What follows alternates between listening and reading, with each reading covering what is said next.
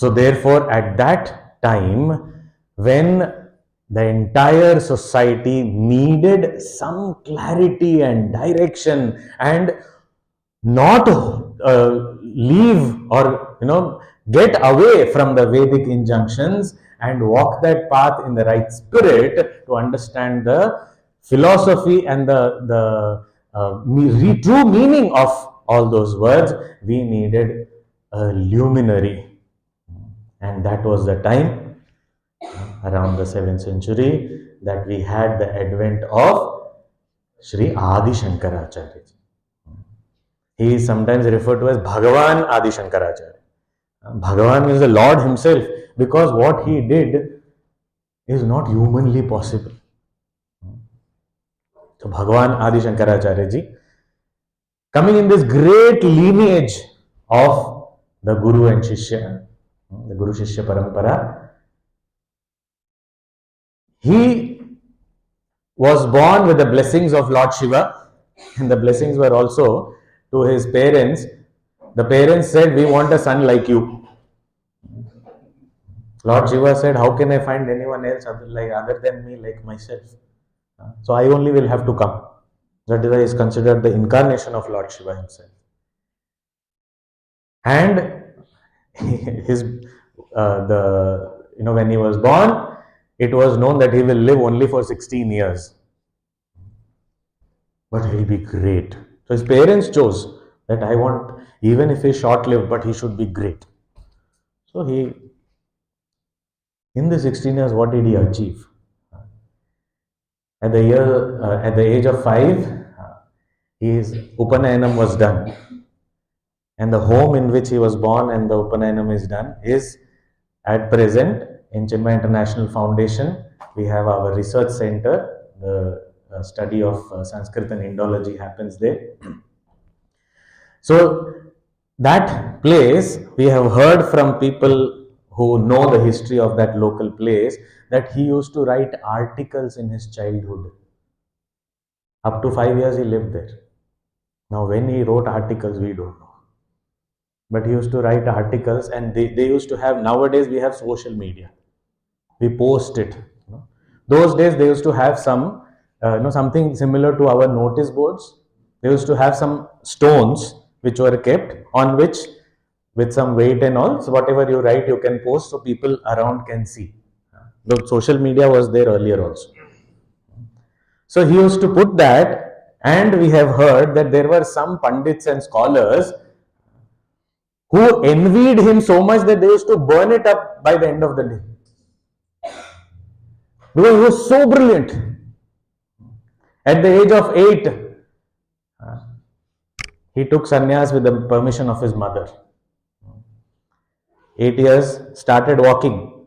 He was born in Kerala. He started walking northwards, and as he kept walking, he reached the banks of Narmada. He met his Guru in Omkareshwar, Shri Govinda Bhagavad Padacharya. The first question the Guru asked him, who are you? And as a reply to that, in Sanskrit verses, he is saying, I am not this body, I am not these senses, I am not this mind, I am that pure self. The Guru was very, very pleased to have a disciple like that. And as he was sitting and studying,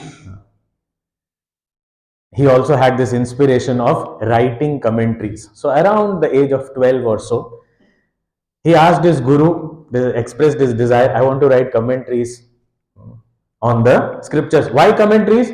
Not to publish a book. Because we would write something today to publish a book and become famous. His purpose was, what was the purpose? His birth itself was his purpose. That he wanted to correctly interpret the Veda so that people are guided in the right direction. And he saw this downfall of culture, downfall of lifestyle, and therefore he wanted to re-establish it. And therefore, he asked this Guru. Guru said, as a sample, before I permit you, because these are all very sacred endeavor. So before that, just write as a sample a commentary on Vishnu Sahasranama. Okay, a portion of Mahabharata. So he took it up and he wrote the commentary and presented it to his guru. The guru went through that and he said, henceforth, you don't have to take my permission for writing anything. Blanket permission. You want to write anything you want to, you write. You don't have to ask me anything.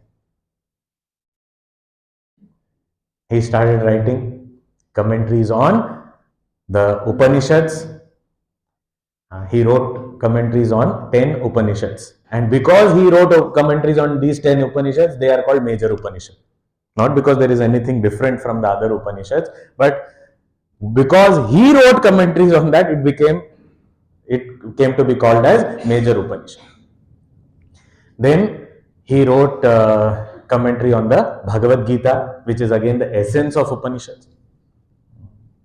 And then he was writing a commentary on the Brahma Sutra, which are short aphorisms on Vedanta to understand Vedanta, written by Shri Vedavyasa. 555 such sutras are there. It is called Brahma Sutra. He wrote commentary on that.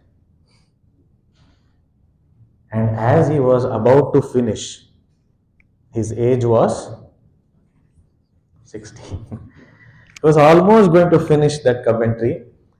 Vedavyasji is called a Chiranjeevi. Chiranjeevi means living forever. He came to check and said, what are you writing? He said, I am writing the commentary on Brahma Sutra. Oh, okay, explain this sutra. The author is asking her. And Shankaracharya did not know whether he recognized or not, I don't know. But then this conversation happened. So he explained that sutra so well that Vedavyasji was so pleased. He said, I give you an extension of 16 more years.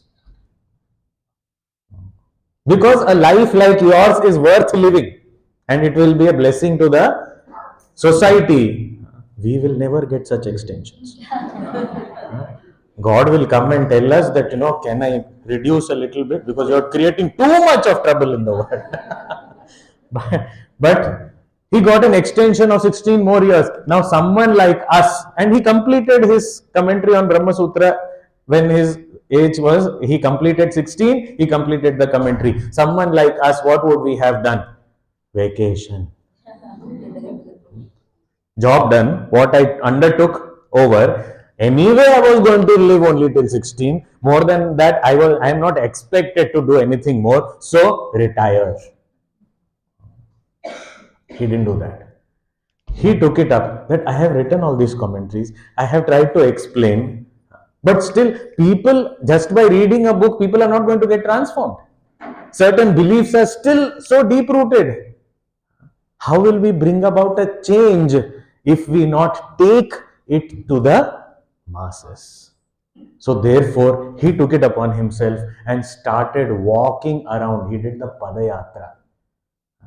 Walking around the entire land. It is called Digvijay Yatra. Digvijay. Dig means directions. Vijay means victory. So it was not something to conquer like a king would do. But he was a king of knowledge. So what did he want to conquer? He wanted to vanquish all ignorance and wrong notions, and he wanted to re-establish the right knowledge. And therefore with that, he went to the entire land. And as he was roaming around, he visited so many different monasteries, gurukulas, so many different temples. He reconstructed so many temples. He prescribed the way of doing pujas in so many temples. Till date, in Badrinath, the puja that is followed is Shankaracharya ji given. Even till date, Nambudiri from Kerala is the main priest there. So many such things he established. He established the 4 mathas in the 4 directions of the country. He did so much of reform work in the true sense, with that spirit of everyone must get the right knowledge. And that way, when he started spreading this knowledge. He also came across various places. For example, in temples, when he was reconstructing or resurrecting the temples, he wrote so many stotrams. All the Adi Shankaracharya stotrams are all written this way. Going to each temple and deity and feeling inspired and connected, came out one stotram. Like that, so many such stotrams. So many occasions led to different types of compositions from him. One of them, which is very, very famous, is Bhaja Govindam. He saw an old man struggling with grammar rules instead of pursuing spiritual knowledge, and therefore, out of compassion, Bhaja Govindam flowed out. Like that, so many different occasion inspired compositions were also there. And at one point, maybe, because exact references we may not have, but maybe all the disciples, he did not have just four, he had many, many. The four main ones were given the charge of the four mathas, which are Padmapadacharya, Hastamalakacharya, Sureshwaracharya, Totakacharya. But he had many, many more disciples. Maybe all these disciples came to him and said, "Oh Acharya." And he was nearing the age of 32 now. So the extension period also is getting over. Maybe at that time, the disciples went to him and said, "Oh Acharya, can you give us your parting advice? Can you give us, the entire, body of knowledge, the ocean that you have shared with us? Can you give it to us in essence? What do you want us to do? What do you want the humanity to do? What is the path that we need to take?" And as a response to such a request came Sadhana Panchakam. Beautiful composition. And what to talk of Shri Adi Shankaracharyaji's poetry? We will read. This is a very small glimpse. He has many such works in which his poetry is much more evident. But in this also, just imagine 40 steps of life for any seeker in 5 verses as his parting shot, parting advice before bidding farewell. This message, does it not become the message of his life? The most important thing, and an essence of all that has been said in the different scriptures.